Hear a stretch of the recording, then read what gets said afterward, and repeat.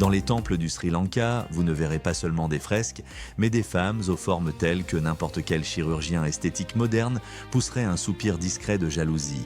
Marco Polo a appelé cette île la plus belle du monde, sans préciser qu'ici, pendant des siècles, il était considéré comme normal de partager une seule épouse entre deux frères.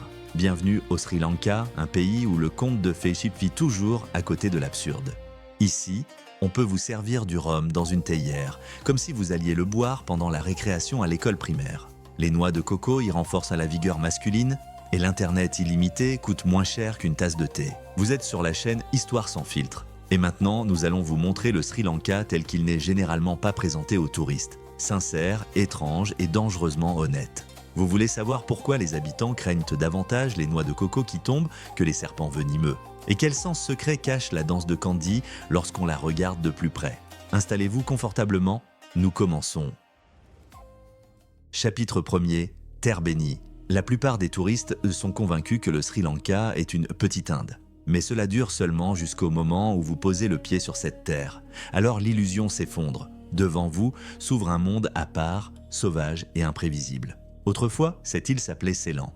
Un nom qui nous regarde encore depuis les paquets de thé dans chaque supermarché. Dans la cuisine de votre grand-mère, il y avait probablement du thé venant précisément d'ici, avec un logo vif et l'inscription fière « Ceylan ». Mais en 1972, le pays a dit assez, a rejeté son passé colonial et a choisi un nouveau nom, Sri Lanka, terre bénie.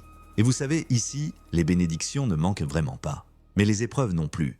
Regardez ces collines vertes, à perte de vue, elles ressemblent à d'immenses marches menant quelque part dans les nuages.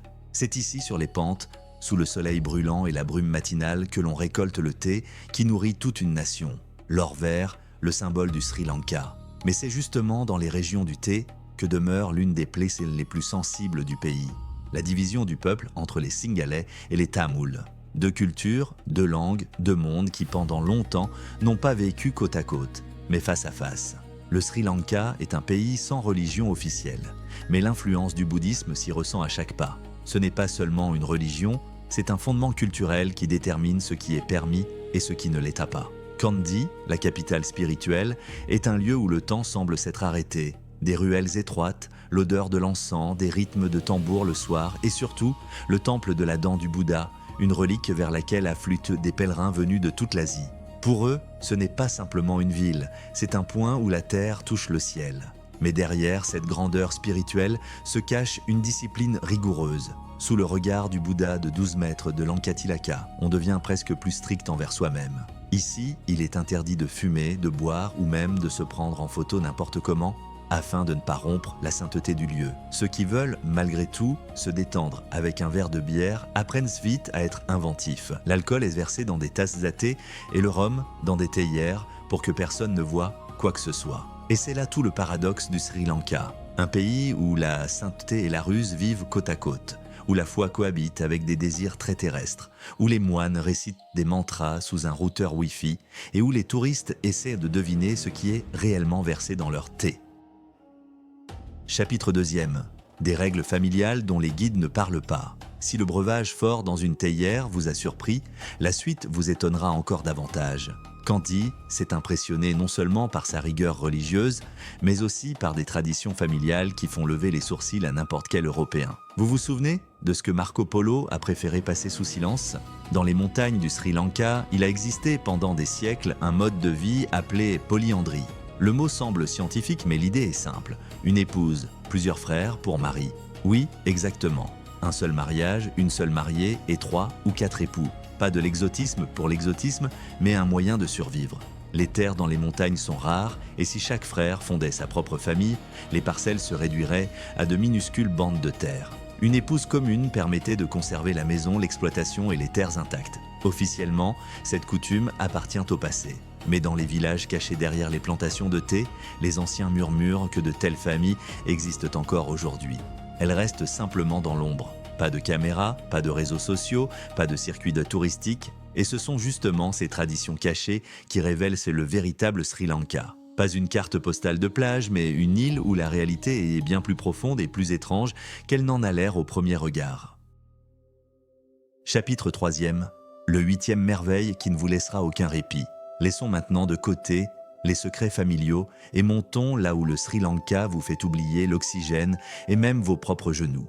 Nous parlons de Sigiriya, un lieu que les habitants appellent la 8e merveille du monde. Imaginez un gigantesque rocher monolithique surgissant de la jungle, comme si un dieu l'avait tiré par son sommet pour le poser ici, en défi à toutes les lois de la géologie. Tout en haut, à 200 mètres d'altitude, le roi fou Kasyapa décida un jour d'y construire son palais imprenable. La logique est simple, si vous vous êtes brouillé avec votre famille et la moitié du pays, mieux vaut habiter là où personne ne peut vous atteindre. L'ascension jusqu'au sommet compte 1200 marches. Et croyez-moi, après 300 marches, vous commencez à reconsidérer vos choix de vie. Après 700, votre relation au cardio. Après 1000, votre foi. Mais une fois arrivé tout en haut, la récompense vaut vraiment la torture. C'est précisément au milieu du chemin, sur une paroi polie par les vents, que se trouvent les célèbres fresques, les demoiselles dénuées. Ces mêmes femmes dont les formes pourraient aujourd'hui récolter 1 million de mentions « j'aime » dans n'importe quel réseau social. Les artistes du 5e siècle les ont représentées avec une taille fine, des hanches rondes et une poitrine qui poserait encore question aux chirurgiens. Vous êtes sûr que cela existe vraiment? Étonnamment, les couleurs ont à peine pâli. Elles ont 1500 ans et brillent comme si l'artiste était descendu de son échelle hier. Le secret? Un mélange de pigments végétaux et de cire d'abeille, naturel, durable et absolument non filtré. En regardant ces beautés, on comprend que les standards de beauté tournent en rond. Tout ce que l'on vend aujourd'hui comme nouvel idéal, les maîtres anciens le peignaient ici bien avant l'apparition d'Instagram. Chapitre 4e. Les dangers de l'île dont les guides ne parlent pas. Après les hauteurs vertigineuses de Sigiriya, il est temps de revenir sur Terre, littéralement, et de parler de ce qui peut vraiment vous attendre sur cette île paradisiaque. Les touristes qui préparent leur voyage au Sri Lanka sont, pour une raison étrange, avérés que le principal danger, c'est de ne pas marcher sur un serpent. Et oui, Cobra et Kraït se rencontrent ici, nul doute. Mais les chiffres apportent de leur propre correction. Si vous voulez vous sentir en sécurité, levez les yeux vers le ciel. Oui, c'est bien là qu'il faut regarder. Chaque année, sous les tropiques, plus de personnes subissent de graves blessures à cause de chutes de noix de coco que de morsures de requins et de serpents réunis. Imaginez, vous vous promenez sur la plage, vous profitez du vent et soudain, un bonjour de plusieurs kilos vous tombe dessus. Pour le Sri Lanka, c'est un phénomène banal. Même les guides expérimentés contournent les palmiers avec prudence. Et certaines assurances d'hôtel incluent un paragraphe « Dommages causés par une noix de coco ». Mais les habitants, eux, ne craignent absolument pas ces balles vertes. Au contraire, ils les utilisent de manière si inventive que les touristes rient d'abord, puis s'étonnent. La noix de coco ici, ce n'est pas seulement un fruit ni une simple boisson. C'est un élixir et, selon de nombreux Sri Lankais, un stimulant naturel auquel n'importe quel complément sportif ferait pâle figure. Surtout la noix de coco mature, brune. Ici, on estime qu'elle renforce la vigueur masculine bien plus efficacement que les stimulateurs de pharmacie. C'est pourquoi, sur les plages, surtout en fin de journée, on peut voir de petits bar à shots improvisés où elles sont vendues pour, disons, l'endurance romantique. Cette boisson a même son propre nom, Heavy Coconut Shot. Et non, ce n'est pas du marketing. Les habitants en sont convaincus, on en boit et la nuit devient mouvementée. Le secret est simple. La noix de coco mûre contient bien plus de bonnes graisses, de potassium et de minéraux que la verte. Le corps réagit vivement, le cœur travaille plus activement, l'énergie monte et le tonus général semble grimper à un nouveau niveau de testostérone. Alors prenez note, messieurs. Chapitre 5e. Le train qui roule. Non seulement sur les rails, mais aussi sur les nerfs et les émotions. Il est temps de changer de rythme.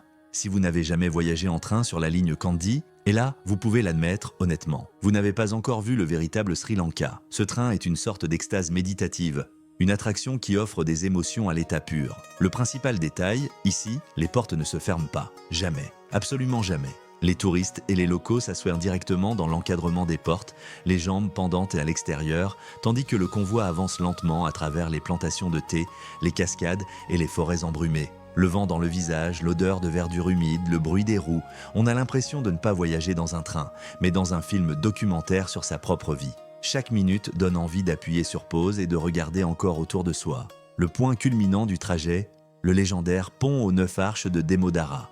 Les Britanniques l'ont construit il y a plus d'un siècle sans le moindre gramme d'acier, uniquement de la pierre, de la brique et du ciment. La légende raconte que lorsque la construction touchait à sa fin, la Grande Guerre a éclaté et tout l'acier a été envoyé au front.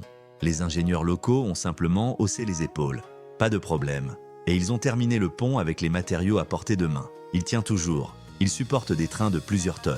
Et il semble être sorti tout droit d'une carte postale. Cet endroit est un aimant pour les blogueurs. Pour obtenir la photo où le train sort du tunnel et arrive directement sur les arches, les gens s'installent dans les buissons 1 ou 2 heures avant l'horaire. C'est l'un des sites les plus photogéniques de toute l'île. Après ce voyage, vous arriverez à Nuwara Eliya et là commence une nouvelle surprise.